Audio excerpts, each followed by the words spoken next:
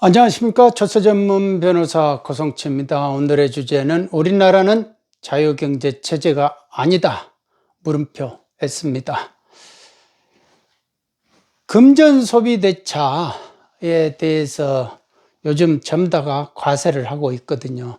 금전소비대차를 인정을 안 한다 라는 거에 대해서 어느 원로 경제학자가 이런 말씀을 하시더라고요.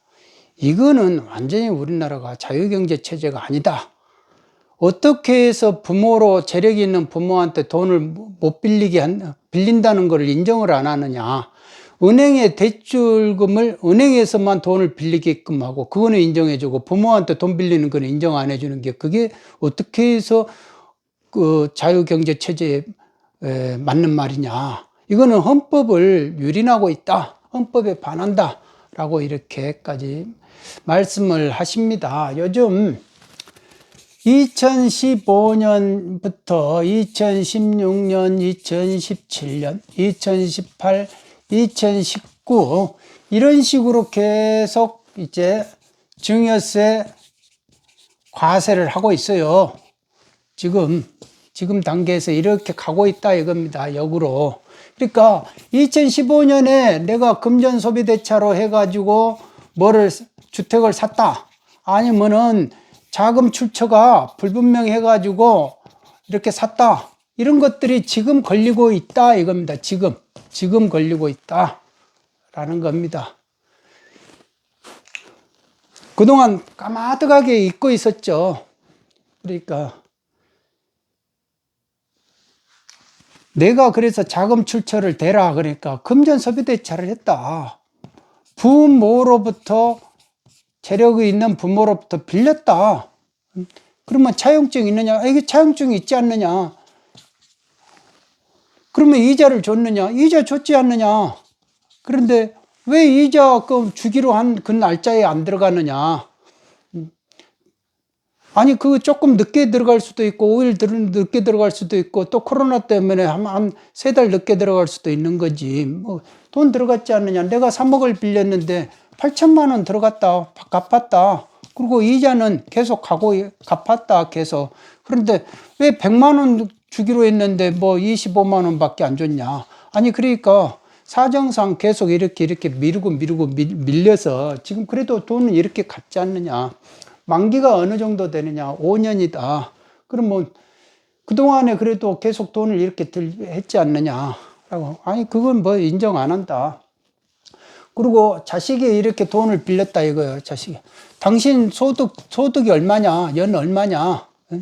아니, 그 정도 3천만 원 정도 가지고 어떻게 해서 돈을 빌려가지고 이거를 갚을 수 있느냐? 당신 재력이 없네?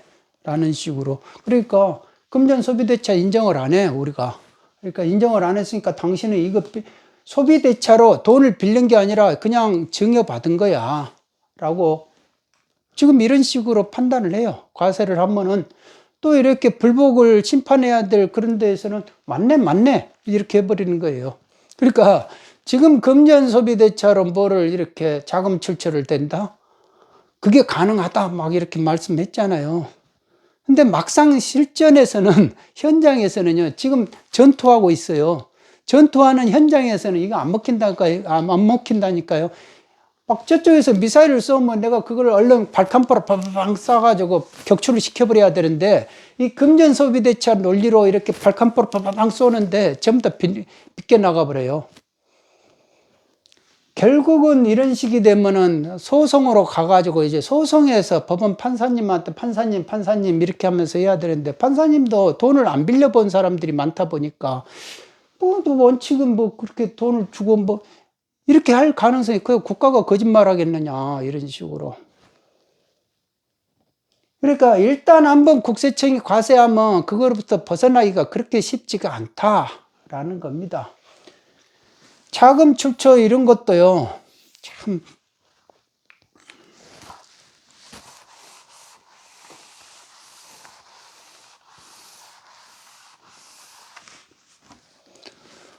부가 있어요. 이제 부가 있다 이겁니다. 부가 있어가지고 2000년부터 이렇게 해가지고 이때 이제 한 20년 전에 조그만 빌라부터 시작을 했다 이거요.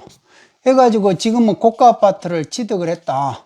그런데 이 사이에 아파트 하나를 한 번째, 두 번째 이렇게 해가지고 한 번, 두 번, 세 번에 걸쳐가지고 이렇게 고가 아파트로 이렇게 왔다. 월세, 전세 이런 식으로 해가지고 1주택 이렇게 해가지고 또 고가 주택으로 이렇게 왔다 이거예요.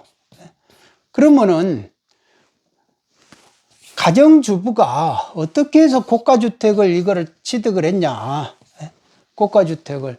당신 이렇게 보니까 차변 대변에 보니까 우리한테 세금 낸 내역을 보니까 소득은 요만하더라. 근데 당신 고가 아파트는 이만하더라 이거요.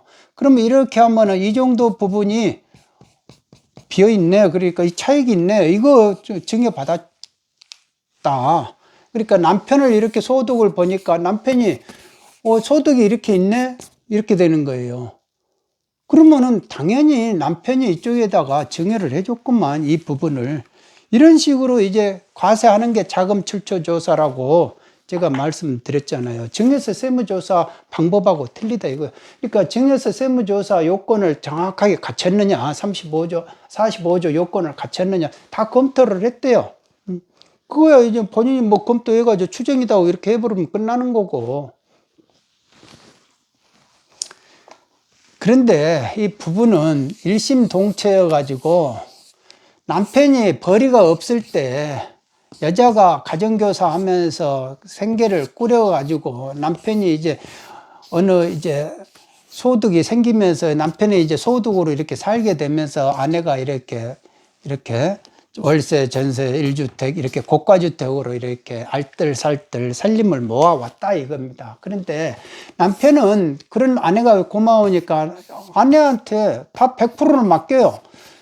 계좌에 내 소득이 들어오면 아내한테 다 줘요. 1인분 해가지고. 그러니까 아내 당신이 알아서 이렇게 하라. 부부 일심동체로서 이렇게 경제활동을 해왔다 이거예요. 그러니까 아내가 이렇게 해가지고 월세에서 고가주택까지 알뜰살뜰 가정경제를 이렇게 진보시키잖아요. 재산을 증식을 시키는 거예요.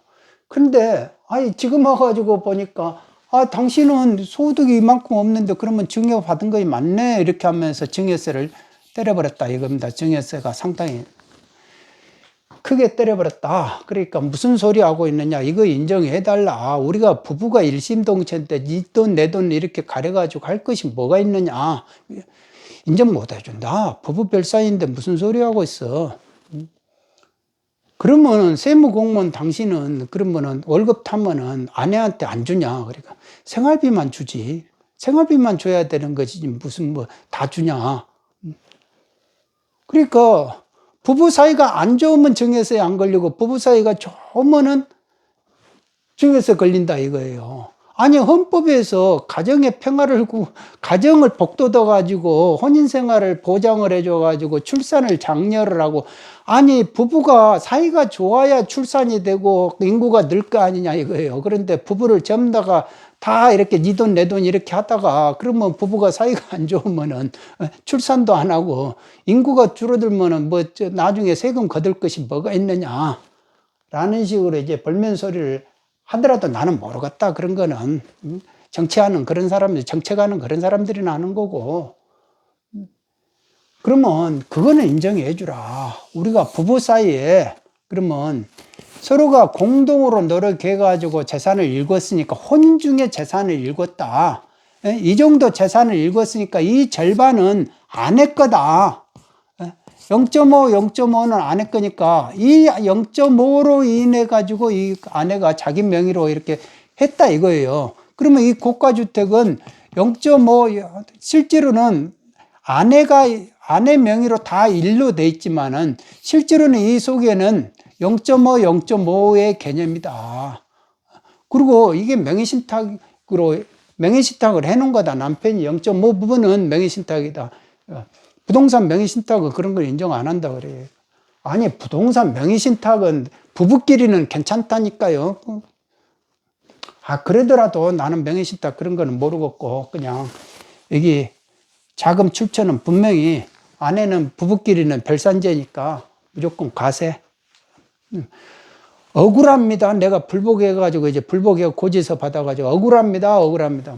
아, 맞네. 맞네. 자금 출처. 이런 거 우리가 인정해주기 시작하면, 뭐 자금 출처 조사 전다가 뭐 다 인용하게 뭐 하면서 이거 뭐 안 돼, 안 돼. 이런 식으로. 자, 그리고 금전소비대차 우리가 인정해주면은 뭐, 안 되지 하면서 다 금전소비대차 안 돼. 이렇게. 아니, 금전소비대차 왜 인정을 안 하느냐 그거예요. 그러니까 부모한테 내가 돈을 빌리지 말라는 법이 어디냐, 세법 어디가 있냐 이거예요. 그것도 중요 추정을 하면은 중요 추정 요건에 따라서 판단을 할 뿐이지. 그러니까 이게 세법은 모호하게 해놓고 세무공무원이 알아서 판단하게끔 해놨다 이거예요. 그러면 어떤 세무공무원은 관대하게 와가지고 그러죠 그렇게 하고, 어떤 공무원은 안 돼 이렇게 하고. 그러니까 세무공무원에 달려있다 이거예요. 그러면은 어떻게 돼요? 알면 봐주고 모르면 칼같이 하는 게 우리나라 전형적인 이게 특징이니까 푸시를 해야죠. 푸시를 안 할래 안 할 수 있느냐 이거예요. 그러니까 무슨 사건만 있으면 법리라는 것이 애매모호하다 이거예요. 그러니까 세법이라는 게 어떻게 보면은 내가 이렇게 본다는데 왜 그래 이런 식이에요. 거의. 그러니까 사회주의 시각이 엄청 깔려 있다 이겁니다. 저가양도라는 것도 그것도 그러잖아요. 아니 내가 싸게 팔든지 그것도 내 맘 아니에요? 10억짜리인데 내가 그거를 6억에 팔든지 7억에 팔든지 그건 내 맘 아닙니까? 7억에 팔면은 나중에 내가 양도를 할 때 취득가액이 7억밖에 안 돼요. 그러니까 양도소득이 그만큼 높으니까 양도소득세를 그만큼 많이 내는 거예요. 가만히 놔두면은 저절로 지금 이때 먹을래? 아니면 나중에 먹을래? 이 차이밖에 없는 거거든요. 그런데 지금 내가 시가를 해가지고 시가가 이거 10억짜리인데 왜 그렇게 팔아 7억에 팔고 6억에 팔아? 뭐 이런 식이잖아요. 아, 시가가 도대체 뭡니까? 그러니까. 야, 옆에 사람들이 이렇게 실거래가 시스템 들어가 봐. 그러니까 그쪽에서 왔다 갔다 한 것 가지고 한다니까. 그럼 아니 그 사례가들이 정확하냐 이거예요. 객관적인 그 가격이냐. 자꾸 시가를 말해가지고 저가 양도를 못하게 하니까 저가 7억에 내놓을 수도 있고 6억에도 내놓을 수 있는데 못 내고 놓게 만든 거 아니냐. 그런 식으로 하게 되면은. 그러니까 가격을 내리고 싶어도 못 내린다 이거예요. 그러면 집값이 안 떨어지는 거 아니냐. 그리고 거기에다가 또 공시가격은 계속 올려버리고, 공시가격을 계속 올려가지고 이렇게 내리려고 하는 거를 밑받침해가지고 받쳐가지고 못 내리게끔 하고 있고, 그러니까 그 국가가 인위적으로 그러면은 집값을 내려가지 못하게끔 만들어 놓고 있는 거 아니냐. 그러니까 왜 내 마음대로 내가 그 물건을 내가 내 마음대로 이렇게 어떻게 팔든지 뭐 하든지 간에 팔고 그 양도가액으로 팔고 그 나중에 이제 그게 취득가액이 되고 이렇게 하면 되는 것인데 왜 이렇게 팔으라고 적정 이자율은 4.6% 받으라고 어떤 경우는 또 몇 프로 받으라고 아니 그거를 왜 그렇게 하느냐. 그게 부모로부터 돈 받는 것이 빌리는 것이 뭐가 그렇게 어렵냐. 빌리지 말라니까 그거 우리가 그 인정을 안 한다니까 이런 식으로. 도대체 법적 근거가 뭐냐? 인정 안 해주는 근거가 뭐냐? 우리가 그렇게 본다니까. 도대체 그러면 법적 그 조세 법률주의인데 그러면 내가 이렇게 본다 이렇게 하고 내가 그럼 내 의심을 0으로 한번 만들어 봐 이렇게 하고. 아니 과세관청이 입증을 해야 되는 거 아니냐 이거예요. 과세관청이. 근데 이거를 또 불복을 해도 가져가 개편이어 가지고 같은 편끼리는 그럼 맞네 이렇게 돼 버려요. 그러니까 공무원이 결국은 공무원 편을 들지, 공무원이 더 많이 알아야 돼요. 과세하는 사람들보다 더 많이 알고 그 애환을 많이 알고 고통을 많이 겪어봐야 된다 이거예요. 많이 겪어봐야 된다. 당사자가 돼가지고 이렇게 생각을 해보는 그것이 상당히 필요하다. 그런데 그런 것들이 없으니까 그 지혜만 딱 있으면은 사건 하나 떠는 거예요. 이게 사건 하나 떠는 거죠. 그러니까 공무원 입장에서는 무슨 소리인지 그런데 이제 나중에 이제 내가 존재가 바뀌어져 가지고 돈을 벌어야 될 입장에서는, 이거 억울하다. 이게 금전 소비 대체를 왜 인정 안 하는지 헌법에 반한 거다. 우리나라가 말이지, 자유경제 체제인데 이렇게 하면 되겠느냐. 사회주의 경제 체제로, 사회주의 시각으로 하면 되겠느냐. 막 이렇게 따질 거 아니에요. 돈을 벌어야 되니까, 그때는. 그러니까 법리가 존재에 따라서 이렇게 보이고 저렇게 보이는 거는, 그거는 빨리 바꿔야 된다 이겁니다. 그러니까 제가 자꾸 말씀하지만, 자금 출처 조사, 이런 식으로 나가는 자금 출처 조사는 없어야 되고, 금전 소비 대차 이런 거, 부모 자식 간의 관계에서 그런 거를 왜 자꾸 똘똘 규제를 해가지고 못하게끔 만들어 놓느냐 이거예요. 아니, 내가 내 돈 벌어가지고 세금 다 내가지고 뭐를 이렇게 빌려주고 뭐하고 받고 그러는 건데, 그러면서 이자가 있으면 이자 소득세 내고 또 하는 거지 않습니까? 그러니까 또 배우자끼리는, 아니, 왜 그렇게 별산으로 해가지고 6억, 5억, 뭐 공제는 이것밖에 안 해준. 아니, 배우자가 그러면 그동안에 공제 금액을 20 몇 년 동안에 물가 상승률 생각하면 어떻게 해서 안 해주고 세율만 높이고 액수만 계속 세금만 높이지 무슨 공제해 줄 거는 왜 안 해주냐 이거예요. 그러니까 도대체 나라가 국민을, 납세자를 위해서 뭐를 해주려고 이렇게 고민하는 게 아니고, 어떻게든지 이렇게 묶어가지고 족쇄를 꽉 채워가지고 세금을 과세하고 내놔 이런 식이 되고, 사람들이 내가 이렇게 번다니까 그러네 뭐 이런 식으로 한다. 거기에 이제 순치가 되는 거예요, 사람들이. 사람이 순치가 돼가지고, 우리가 자유경제 체제에서 사는가, 사회주의 경제에서 사는가, 그거를 모를 정도로. 그러니까 무슨 뭐를 이렇게 세법을 타다닥 바꿔버려도 그런갑다. 원래 그런갑다. 오늘은 여기까지 하겠습니다. 여러분 모두 건강하시기 바랍니다. 더 말을 해봐야 화만 날 것 같습니다. 감사합니다.